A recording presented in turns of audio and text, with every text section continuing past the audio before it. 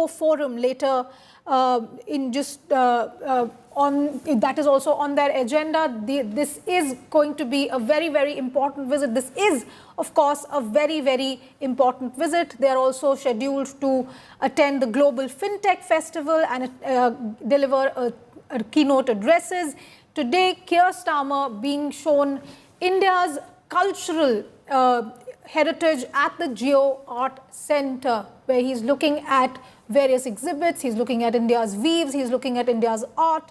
This is an important event in his agenda during his visit to India, as Prime Minister Narendra Modi talks to him about the cultural ties between India and UK at the side of the entire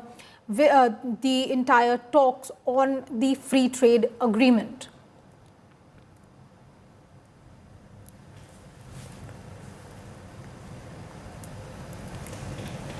Remember, today is a very important visit by Keir Starmer. He is going to be also speaking to CEOs and industry leaders today, as well as the Prime Minister will also be hosting him at the Raj Bhavan later today. The schedule of events that has been released by the Indian government shows that they will also be, both Prime Ministers will be attending the CEO forum at the Geo World Center. They will also be visiting the Global FinTech Festival and delivering the keynote address there. And just before that, they are at the Geo Art Center right before they go for the CEO forum and the FinTech Festival meetings. This is a very, very big day for India-UK ties, as Prime Minister Narendra Modi and UK Prime Minister Keir Starmer have held significant bilateral talks in Mumbai. This is a milestone in India-UK relations. We're talking about cultural exchanges. We're talking about a major financial investment as well as trade deal. We're talking about shared democratic values, rule of law, foundation for the close ties between the two countries. Keir Starmer, remember, just a few hours ago in his speech, has also talked about India and UK being natural partners. Indian Prime Minister Narendra Modi also emphasized the collaboration between the two countries on critical minerals, on technology, strategic cooperation and education. And right now, the visuals that we are bringing to you are from the CEO forum and at the Geo Art and Craft Center in Mumbai, where the two prime ministers are meeting with industry leaders, artists, looking at the India's cultural heritage, looking at possible financial and trade ties between the two countries as well.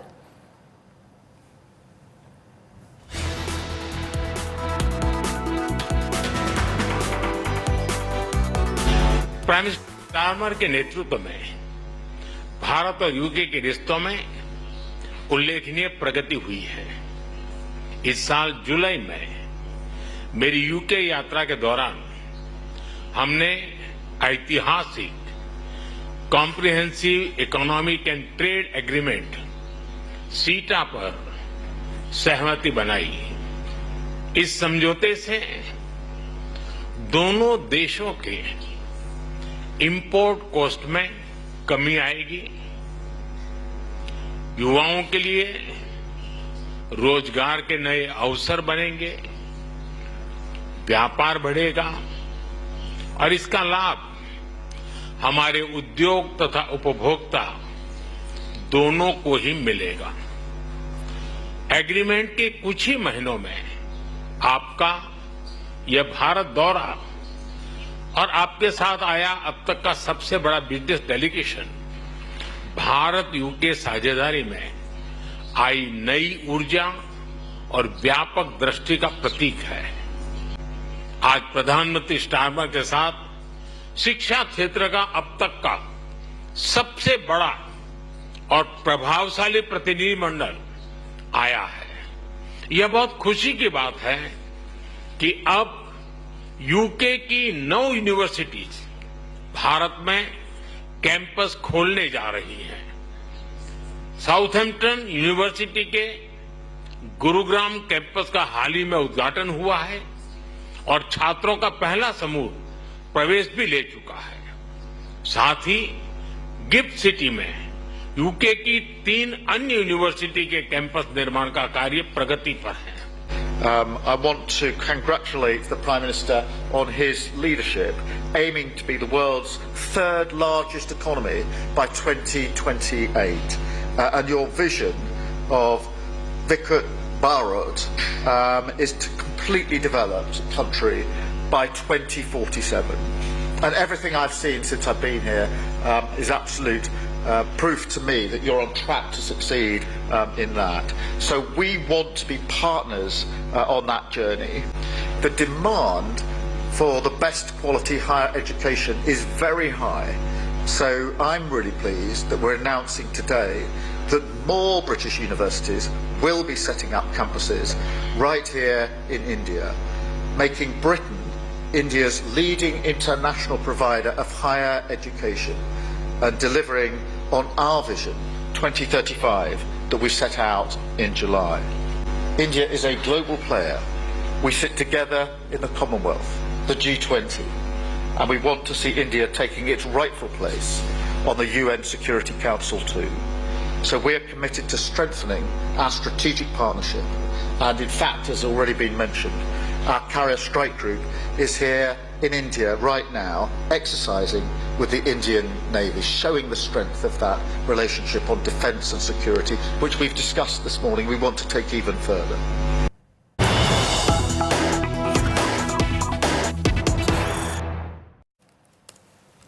And more breaking news that's just coming in with regard to the Bihar elections. Prashant Kishore's Jan Swaraj Party has released its first list of 51 candidates. On October 11th, Prashant Kishore will launch the election campaign from Raghopur, the assembly constituency of Tejasvi Yadav. The first list of 51 candidates has now been officially released by this Jan Swaraj Party. Rohit Singh is joining me on the phone line on this. Rohit, the Jan Swaraj Party officially jumping in on the Bihar elections. What more do we know about this list of candidates? What effect are we expecting this party, Prashant Kishore's Jan Swaraj, to have on the election in Bihar? Rohit. Well, Prashant Kishore's, this is a debut election for Prashant Kishore. Remember, he has this party contested a by-election on 4 seats last year. But this is a full-fledged election which Prashant Kishore is jumping into. And his party is also today come out with a list of 51 candidates where the election is going to be held in the first phase. And remember, in the first phase, there are 121 seats that goes to poll. But today, only 51 names have been announced. So more names are likely to be announced for the first phase in days to come. And interestingly, there's a mix of people with Prashant Kishore. In fact, his party, which is addressing the press conference, said that there's a mix of some minority people from the minority section who have been given tickets, people from the backward class who have been given tickets, and also from the general class who have been given tickets. So it's a mixture of all the categories of people in Bihar. And most importantly, on 11th of October, Prashant Kishore will be sounding the poll bugle from Raghopur, which is the assembly constituency of Tejasvi Yadav. So that is very interesting to watch out for. All right, Rohit, can you tell us a little more about the candidates who've been named? Because the list is now out. Who are these candidates? We've been talking about Prashant Kishore's contributions to the election so far. He's been somebody who he's been a psephologist. He's been somebody who has had an impact on how other parties have fought elections. But now the Jan Swaraj Party jumping in on the elections. Can you tell us about the candidates? Who are the people who he has named as candidates? Well, see, this is the first time that Jan Swaraj is going into elections. It's a debut for them. So what we are seeing is that there are a few people who are really known in the Bihar politics who have been given tickets. Otherwise, there are many candidates who have been given tickets are just newcomers in politics. So as far as from Saharsa, Kishore Munna, a former MLA, from independent MLA, he has been given a ticket. Ritesh Pandey, who is a Bhojpuri singer. He has been given ticket from Kargahar. A former police officer has also, in fact, offered ADG rank, has got a ticket. So it's a mixed bag of people who have been given ticket. And what Prashant Kishore has claimed that there is no corruption charges on any of his candidates, and he had already said that his candidates will be of having a clean image. So that's what is Prashant Kishore's party tried to maintain. So now remains to be seen that how much they can dent into, or what Prashant Kishore says that he can even form the government in Bihar. So what impact Jan Suraj will have in these elections, that will be very, very interesting to watch out for, because till now Prashant Kishore has been letting people fight elections. He has been helping them, in fact, to fight elections. But this is the first time that he has formed his own party, and he himself, in fact, his party is fighting elections. One interesting thing also, let me tell you, whether Prashant Kishore himself will fight elections or not, that remains a big suspense till now, because there is no clarity on whether Prashant himself has decided to fight Bihar Assembly elections or not. Back to you. So, Rohit, at the moment, the 51 name list that has come out right now that we're talking about, the information that you're breaking, Prashant Kishore's name is not on this particular list. Is that what you're saying?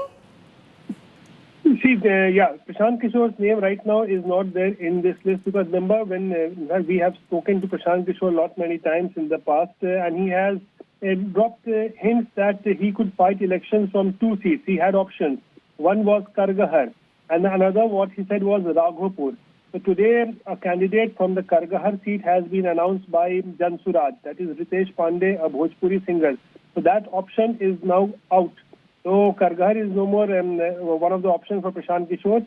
Now remains to be seen that what Prashant has said, that he might contest from Raghopur, which is a place from where Tejasvi Yadav has won elections twice. So will that be one of the seats where Prashant Kishore can fight elections? Because if that happens, it will become a big contest between Tejasvi and Prashant Kishore. Till now, and in today's list also, there is no mention of Raghopur seat till now. So it remains to be seen that when Prashant Kishore's Jan Suraj will be declaring a candidate from Raghopur seat, and who will be that candidate, that also remains a big question. Well, Rohit, we've been talking about the NDA and the India alliance, the seat sharing agreements, the kind of push and pull we're seeing in these existing alliances. What are you picking up from the ground about what effect the Jan Suraj campaign may have? Will they play disruptor? Will they have any impact? Or will they just be somebody that media will be watching at? See, obviously media will be watching, because as I told you, not only national but international media will also be watching Prashant Kishore, because in the past few years, the way Prashant Kishore has helped various political parties, political leaders in strategizing their electoral win. So he's become a big name, not only in India but also globally. So all eyes are on Prashant Kishore. But first, as I was mentioning, whether Prashant Kishore will himself fight elections or not, that remains a big question. And secondly, what impact his party is going to have. So as far as impact is concerned, Prashant Kishore has mentioned that he might even form the government in Bihar, or maybe his party could get only just few seats that will have absolutely no impact in these elections. So now remains to be seen what impact will he have. But one thing is for sure, that Prashant Kishore has worked hard in the last 3 years. He has visited in almost all the villages, all the districts of Bihar in the last 3 years. And it is almost certain that he is going to damage each and every political party somehow or the other. Whether it's the RJD, whether it's the BJP, the JDU, the Congress, his candidates will be cutting into some the votes of NDA and Mahagathbandhan. That is for sure. All right. Thank you very much, Rohit Singh, for that perspective. And the new party, Jan Suraj, has finally released its list of candidates, with the NDA and the India alliance also talking about seat sharing. It will be very, very interesting to watch what this party will do to the Bihar political arena, because remember, they have got lawyers, they have politicians, they have police and retired police and IAS officials. This is bringing in a whole new set of people into Bihar politics. But that's all we have for you in this edition. On the other side of a very short break, my colleague will be bringing you more news and updates. Keep watching India Today.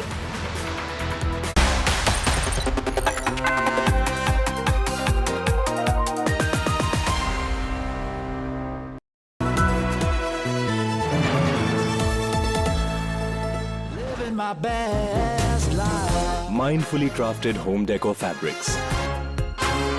Sansar, a D-Decor brand. Live consciously.